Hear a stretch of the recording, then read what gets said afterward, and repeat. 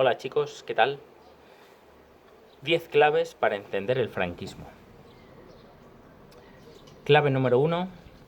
El franquismo es un régimen de muy larga duración. Pensad que dura 40 años.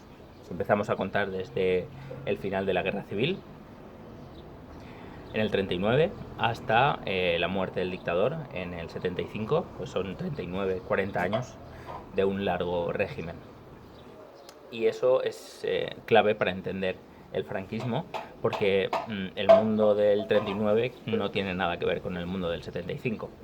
Y un régimen que se quede anclado en el 39 no puede subsistir hasta el 75, sobre todo teniendo en cuenta que ningún país a su alrededor, salvo Portugal, tenía una situación algo similar. Anclado en el 39, en parte sí, ya lo vimos. Agua no se bebe. En parte sí, porque la victoria, el triunfo en la guerra civil será para el bando rebelde y después para el régimen franquista una de las grandes justificaciones para mantenerse y seguir en el poder y para ejercer eh,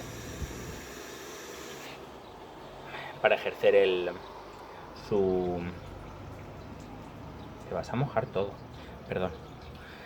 Para ejercer su dominio y su represión, para ir en contra de la oposición, la victoria tenía que mantenerse y las claves que forman, que cimentan el franquismo están en el año 39 y son por las que se luchó en la guerra civil, y el régimen tiene que conservarlas y debe tratar de evitar un nuevo enfrentamiento, y eso lo hará a través de la represión y a través del cambio, de la adaptación. ¿Vale? ¿Por qué? Pues por eso, porque el mundo cambia, la situación internacional es muy distinta antes y después de la guerra civil, antes y después de la guerra fría, y como ya vimos, el régimen se adapta. Es un régimen un tanto camaleónico, y los últimos estudios, hablo de últimos estudios cuando yo estaba al final de la carrera y decían los últimos estudios, pues ahora eso ya son un poco viejos, pero bueno, según tengo entendido, se está remarcando mucho esa larga duración del régimen, y se está remarcando mucho que uno de los puntos fundamentales para explicar esa larga duración y la capacidad adaptativa del mismo régimen es la voluntad de permanencia. Es decir, las élites que se forman tras la victoria en la guerra civil quieren permanecer en el poder, se sienten justificadas para estar ahí, se sienten con la motivación de mantener los logros conseguidos con la victoria militar, y por tanto, ¿vale? Se adaptan y cambian en ese mundo cambiando. Muy bien, clave número 2, el personalismo. ¿Vale? El régimen franquista es un régimen personalista. Fijaos, el nazismo no se llama hitlerismo. Se llamó en un momento hitlerismo, sobre todo cuando no se conocía bien. Decía, estos son hitleristas, pero hoy ya nadie utiliza ese nombre. Y al régimen fascista no se le llama el régimen musolinista. Sin embargo, el régimen franquista sí tiene el nombre de Franco. Y eso es así porque la personalidad del dictador llena todos los espacios, ¿vale? Se convierte en un dictador plenipotenciario con todo el poder posible, todo pasa a través de sus manos, todo pasa a través de su entendimiento, y aunque se apoyan diversas familias, como vimos, entre la iglesia, el ejército y el partido, el movimiento Fatih de les Jons, su persona va a ser la que marque el camino a seguir. Y cuando él note, a través de lo que dicen sus embajadores o lo que le dicen sus allegados, su cuñado Serrano Suñer o sus personas de confianza, cada vez más reducidas, el dictador, conforme pasan los años, se va haciendo cada vez más cuidadoso a la hora de buscar sus amistades. Aunque se va a apoyar en esas familias, como decía, se me ha ido un poco el hilo, porque no se puede hacer dos cosas al mismo tiempo. Aunque se apoya en esas dos familias, la personalidad de Franco va a marcar la línea a seguir, y ya he vuelto a retomar el hilo. Y cuando vea que sea necesario cambiar de política, abrir la economía, por ejemplo, después del año 56-57, o vea la necesidad de distanciarse del fascismo después de la Segunda Guerra Mundial, o cuando vea necesario poner una cara amable en la época del desarrollismo y de inaugurar muchos pantanos y muchas presas y muchas infraestructuras, lo hará, ¿vale? Y será el que marque la pauta, el que marque el ritmo del franquismo es el propio Franco. Y de ahí, fijaos, el régimen lleva su nombre, el régimen franquista. Y eso es importantísimo. ¿Por qué? Porque se trata de una dictadura y en la dictadura se hace lo que dice el dictador y más en el caso de España, incluso más que en el caso de, creo yo, de Alemania y de Italia. ¿Por qué? Porque tanto Hitler como Mussolini tenían detrás partidos muy fuertes, ¿vale? Tenían al partido fascista italiano, en el caso de Mussolini, que es el primero. De hecho, Hitler llama maestro a Mussolini. Y Hitler tenía el partido nazi detrás. Incluso no lo crea él, venía de atrás de movimientos previos, sobre todo de raíz antisemita contra el Tratado de Versalles. Tienen partidos muy fuertes y eso hace no que se desdibuje su poder, porque conseguirán un poder excepcional y su personalidad evidentemente está ahí, ¿vale? Ese carisma fascista que tenían los dos. Pero en el caso de Franco, digamos que estaba más, era más independiente de su partido, porque el partido Feti de las Jons lo crea él, lo crea a su imagen y semejanza, y el partido no se podrá salir ni un solo pelo de lo que establezca el dictador. Y su ideología, la ideología del partido, será la ideología de Franco siempre. Y de hecho, cuando vea que el partido no responda a lo que él dicta, pues no se va a arrendar, arreglar, como se dice. No se va a encoger en el momento de tomar decisiones y de descabezarlo y cambiar el líder, y etcétera, etcétera. ¿Vale? Muy bien. Número 3. La excepcionalidad. ¿Vale? Y esto lo pongo entre comillas. ¿Por qué? Porque el tópico de Spain is different. Y desde muy temprano, seguramente desde el 98, 1898, el desastre de Cuba, esas cosas, se ha tendido en ver a España como una excepción, como algo que sigue su propio ritmo, como algo que tiene sus propias dinámicas, que está basado en sus propios principios y que está alejado, al menos de forma anímica, moral, del resto de movimientos de Europa. Y esto en parte es así, ¿vale? El fascismo español tiene sus características peculiares. El papel del ejército en España tenía una tradición muy grande desde el siglo XIX, aunque el siglo XIX habitualmente tiene un carácter progresista, de golpes de Estado progresistas. Aunque España tiene sus particularidades, también la tienen el resto de países. Y digamos que seguramente los últimos estudios, estos ya son más recientes porque sí que he leído más sobre ello, sí que dicen que España no es una excepción, ¿vale? Y aunque es verdad que tiene sus características propias, igual que el resto de los países, también participa de la evolución del siglo XX. La diferencia fundamental es que España no participa en ninguna de las guerras mundiales, en parte por esas características propias, porque sigue su evolución. Pensad, por ejemplo, que la dictadura de Primo de Rivera, con tintes fascistas en algún momento, es previa o contemporánea al fascismo europeo, o que el régimen de Franco va a darle cierta continuidad, pero los movimientos van a ser los mismos, van a ser movimientos contrarrevolucionarios, como se da en toda Europa, van a ser movimientos tendentes a cierto totalitarismo, al menos hasta mediados del siglo XX, de búsqueda de un Estado fuerte que garantice la seguridad, la propiedad, que garantice la estabilidad económica y demás. Y eso está en España. Entonces, últimamente se está hablando de eso, de la no excepcionalidad. Lo excepcional seguramente del siglo XX español es que la potencia fascista, autoritaria, o fascistista y autoritaria, no vamos a meternos de nuevo ahí, es la que gana, y gana la guerra civil. Así como las potencias fascistas europeas pierden la guerra mundial, la Segunda Guerra Mundial, en España no, vence, y nos da una muestra seguramente de qué podría haber sido si la Alemania nazi y la Italia fascista hubieran ganado la Segunda Guerra Mundial. Hubiera habido ese mundo distópico que aparece en la serie esta de El hombre en el castillo, creo que se llama, que está basado en una obra de Lem, polaco Lem, de esos países fascistas hasta el extremo de controlar la libertad personal, el pensamiento, los medios de comunicación, de tener completamente anulada la libertad personal. O más bien serían regímenes que se hubieran ido transformando con el tiempo. No sé, es un buen deporte pensar sobre ello. Y en parte seguramente se habrían adaptado con el tiempo, lo que pasa es que en el caso español hay adaptación por la propia pérdida de las potencias fascistas en la guerra mundial y se transforma buena parte debido a eso.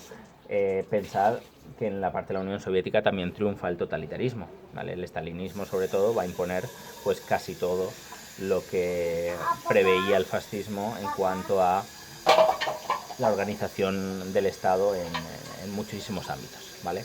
Entonces, excepcionalidad en parte, como en todos los países, pero también no excepcionalidad y eh, entrada de España en el cauce habitual de los países en el siglo XX. Un cauce que transcurre entre el miedo a la revolución, medidas que se toman contra la revolución, revolución en algunos momentos, ¿vale? Y contrarrevolución también. Y luego la Guerra Fría con la dinámica de bloques y demás. Y en eso participa España de forma muy clara. Número 4, me lo tengo que apuntar en un papelico. Fruto de la guerra, ¿vale? Política autoritaria, bueno, son 10 claves, aunque muchas se entremezclan, como veis. Evidentemente el franquismo es producto de la guerra y su dinámica va a ser militarista. De hecho, el dictador es un militar, ¿vale? Generalísimo de los ejércitos. Ya desde su juventud estuvo presente en África, luego enviado por la República, por el gobierno radical a reprimir la revolución de Asturias. Se le hicieron muchos homenajes en la España de los años 20 y principios de los años 30. Se hizo muchísimos homenajes en muchas ciudades a Franco. Se le pusieron calles en su honor, se pusieron estatuas conmemorando su figura. ¿Por qué? Porque debido a su quehacer en África sobre todo se había ganado renombre, cierto renombre, y había ido subiendo en el escalafón, había sido nombrado director de la Academia General de Zaragoza, bueno, y esa impronta militar evidentemente se va a llevar también a su régimen, y será un régimen de un alto grado de militarismo, ya sea desde el punto de vista más evidente, como es la represión, ¿vale? Con tribunales militares en muchos casos, pero en parte también por la disciplina, en parte también por ese encuadramiento social, sobre todo del primer franquismo, aunque luego se va diluyendo y luego vuelve a resurgir otra vez en el final de los años 60 y 70. Por eso, porque el régimen está ahí, es un régimen militar y será un régimen de control social que penaliza la disidencia y penaliza el, el libre albedrío. Bueno, en parte sí. Muy bien, número 5. Bipolaridad. En cuanto a, y eso también lo he nombrado hasta hace poco, bipolaridad en tanto que Franco es todopoderoso en la España franquista, evidentemente, es el líder y el que lo decide prácticamente todo, pero también necesita apoyo social y apoyo político, apoyo de los sectores económicos, de los sectores militares, lo que se llama, pues eso, lo que os he dicho, las familias. Y las familias le ofrecen estabilidad a Franco, organizan ese Estado que busca que sea un Estado orgánico, donde los distintos miembros tengan su autonomía, pero a la vez sean dependientes de la cabeza central, que es él, ¿vale? Y esas familias tendrán esa función, tendrán la función de llevar a cabo la política ideada por Franco. Y a la vez Franco tendrá que recompensar a esas familias y lo hará de muy diversas formas. Lo hará a través de prebendas económicas, privilegios, puestos de poder. Y es interesante rastrear esas prebendas hasta dónde llegan. Si en la España actual, en buena medida, las familias que se enriquecieron y que ganaron poder en la España franquista todavía lo siguen teniendo, con más o menos dificultades, pero se han instalado en la élite y seguramente porque también estaban en la élite tiempo atrás, ¿vale? Las grandes familias tienen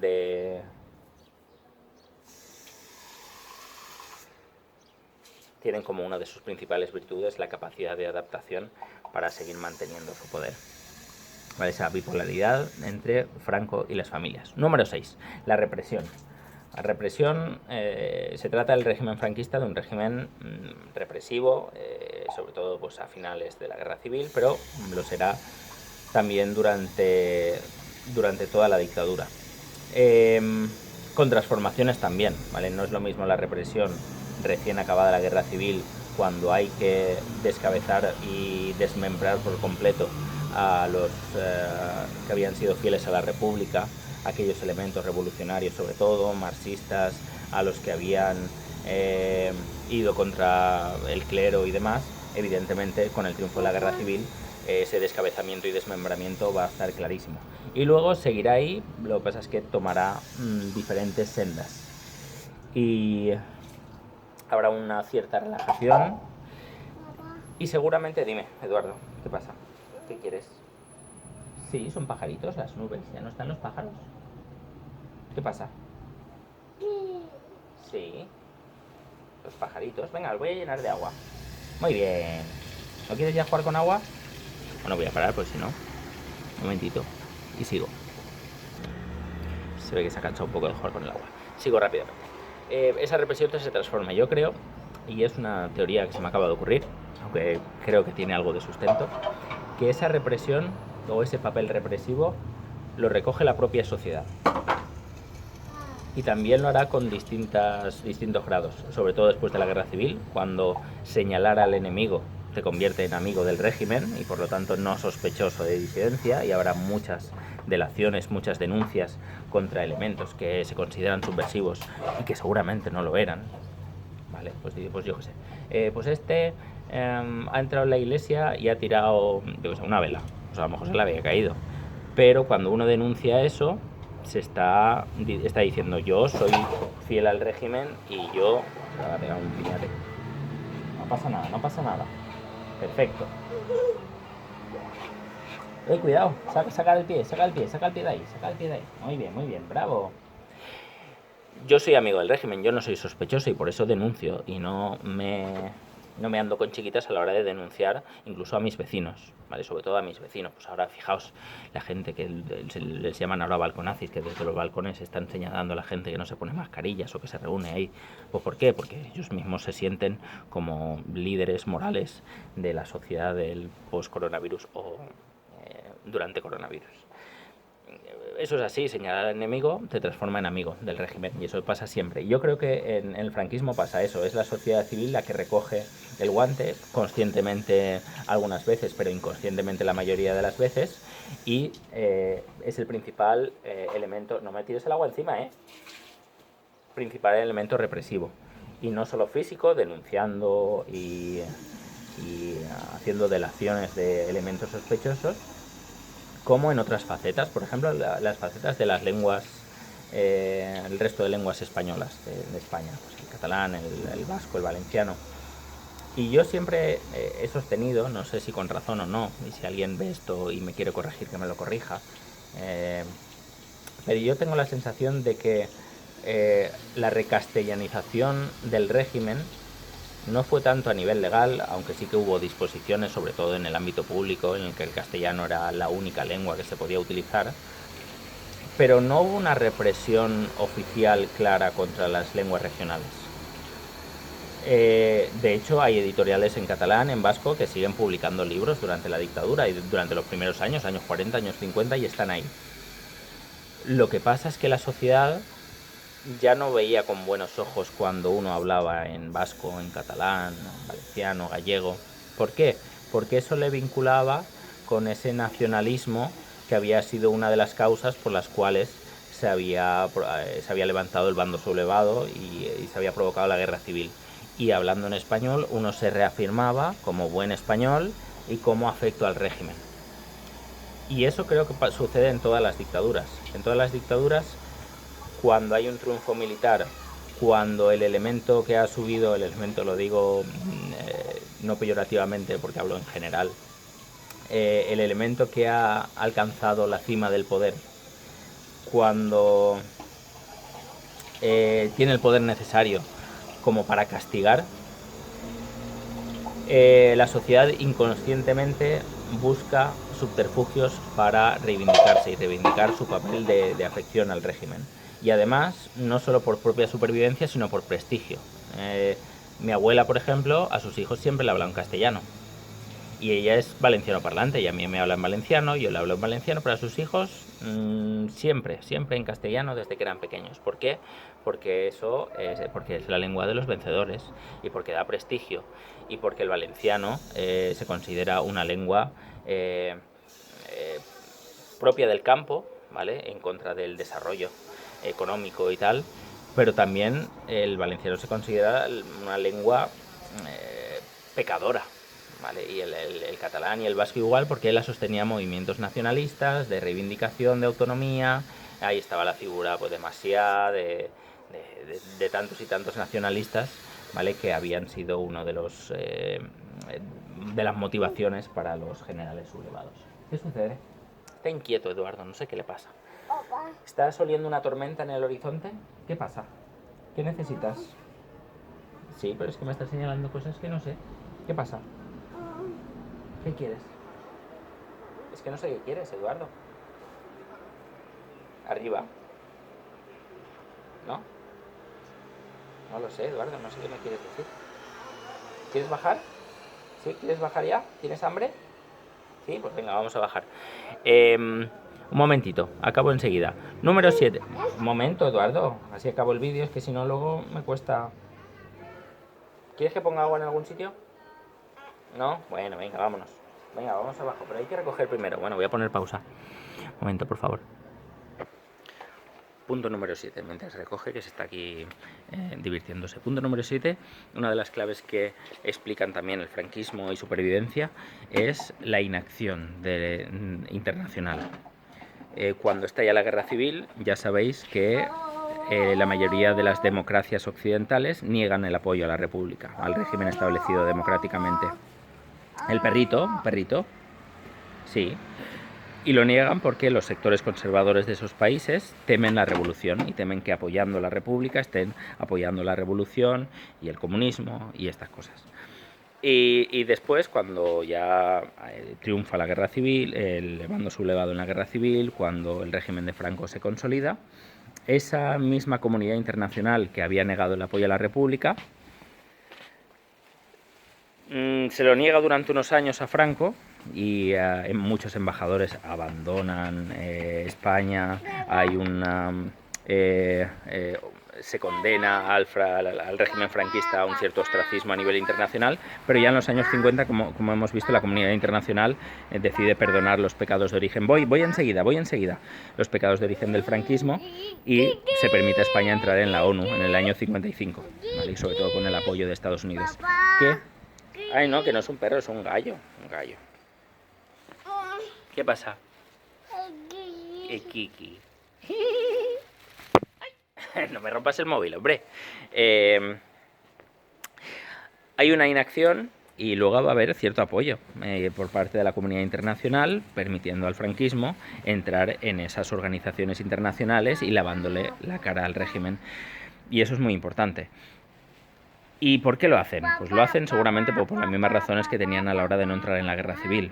El miedo a la revolución y sobre todo el miedo a un contexto internacional de guerra fría en la cual no se puede permitir que el bloque soviético siga ganando aliados y permitir, quién sabe, si en una democracia un golpe de Estado que se llevara a cabo en la España franquista hubiera elecciones, a lo mejor pues salían grupos políticos favorables a entrar en el bloque soviético. No lo sé. Vale, pues esa inacción internacional y posterior apoyo también explican en buena parte el franquismo, creo yo. ¿Vale? ¿Qué pasa, Eduardo? Seguiremos un momento. Ay, sigo. ¿Vale? Inactividad. Yo no me había quedado ahí. Sí, correcto. Número 8, clave número 8. Puesto aquí que es un régimen burocrático. Y en parte es así. Y yo recuerdo a mi abuelo escribiendo cartas a Fraga y a Franco. Y es un régimen que, como he dicho antes, su planteamiento, su filosofía es de ser un régimen orgánico. Orgánico significa eso, que es un organismo que tiene una sola cabeza, un solo mando, y que todos responden ante un superior. Cierro el baño un poco. Como iba diciendo, ¿en qué se basa el régimen orgánico? Pues en primer lugar, digamos en todos los sistemas organizativos de la sociedad.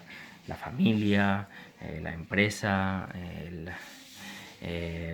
grupos cada vez mayores, ¿vale? Pues la provincia, los políticos que hay ahí, hasta llegar a Madrid y hasta llegar a Franco, ¿vale? Y la sociedad se organiza así, es lo que se llama la democracia orgánica. Cuando se le pone un adjetivo a democracia, democracia desaparece, ¿vale? Democracia orgánica no es democracia. Pero es un sistema propio de principio del siglo XX y que consideraba que el Estado debía ser suficientemente fuerte para llevar una política común, y esa había sido la base de la dictadura de Primo de Rivera y será también la de Franco. Y esta burocracia y este sistema bien cosido desde las partes, desde las células de la sociedad hasta su cabeza, eso es una característica muy propia, y es ese régimen burocratizado de hombres grises en sus oficinas firmando autorizaciones, firmando decretos, firmándolo todo, ¿vale? Los regímenes que son fuertes, que buscan marcar políticas claras y llevar al país en una senda donde no quepa la disidencia, como digo, son países muy burocratizados y donde todo trata de estar atado y bien atado, como decía el propio Franco. Punto número 9, y no voy a extenderme demasiado, que ya se está quedando un vídeo muy largo, es el catolicismo. Evidentemente es un Estado católico, como Franco era católico, y la Iglesia es uno de los principales sustentos del régimen. En su principio, ¿vale? Como justificación y fundamento en parte del golpe de Estado ante los ataques que, según la Iglesia, estaban recibiendo tanto el clero como los edificios religiosos, como los propios privilegios o derechos de la Iglesia, ¿vale? Ya desde las políticas llevadas a cabo por la Segunda República, el clero, la Iglesia, se había sentido atacada. Pues va a encontrar en Franco el principal baluarte para recuperar ese poder, y lo recuperará en todos los ámbitos: en el ámbito religioso, en el ámbito de la empresa, en el ámbito estudiantil. La Iglesia estará presente en prácticamente todos los ámbitos de la sociedad. Y por último, he puesto aquí pervivencia, ¿vale? Como clave número 10. Cuando muere Franco hay un proceso que se llama el proceso de la transición democrática, y es ir desde un régimen dictatorial a un Estado democrático. Y ese cambio se da fundamentalmente a partir de la aprobación de la Constitución española, ¿vale? Que establece pues, los principios de las democracias de todo el mundo, ¿vale? La división de poderes, el sufragio, la soberanía nacional, todas esas cosas. Pervivencias. Y eso es lo que hoy se le llama el régimen del 78. Por eso, porque la Constitución del 78 es el punto clave. Y muchos hablan de ese régimen del 78 como algo a revisar. Uno de los principios del proceso de transición había sido el acuerdo, y había sido la búsqueda de una base común en la que crear o levantar un nuevo edificio de una nueva España sin los odios de la guerra civil. Y había habido cesiones por parte de autoridades franquistas, cesiones por parte de los grupos de oposición. Pensad yo creo que el que más sacrificado, el que más cesiones concede, es el Partido Comunista, que renuncia a la bandera republicana, renuncia al terrorismo, pide participar en procesos democráticos.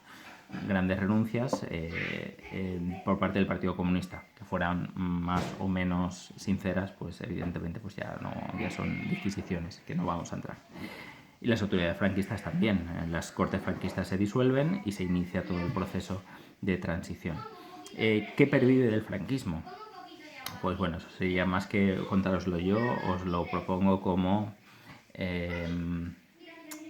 reflexión personal. Y he hablado de que hay élites económicas del franquismo que siguen estando ahí. Hay un libro, no quiero citarlo porque no lo he leído, y además el autor no me cae demasiado bien, creo que está demasiado Escorao, que es Antonio Maestre, y tiene un libro que se llama Franquismo S.A.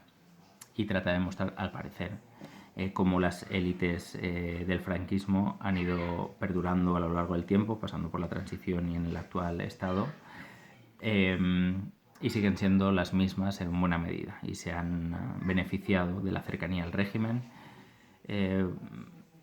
Bueno, pues seguramente, y sin leer el libro de Antonio Maestre no voy a ponerme a criticarlo. Pero eso es así y ha sido así desde siempre. Las élites económicas, si lo son, es porque tienen una capacidad de adaptación camaleónica como ninguna otra.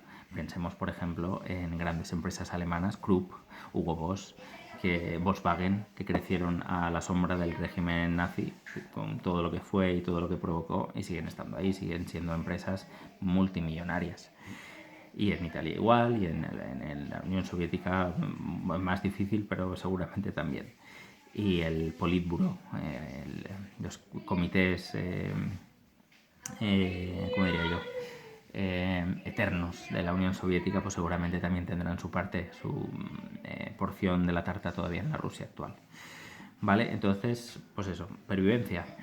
Seguimos estando ante un régimen con aromas franquistas, o ya se ha dado un paso suficiente como para que podamos empezar, y me decir empezar a olvidar nunca, ¿vale?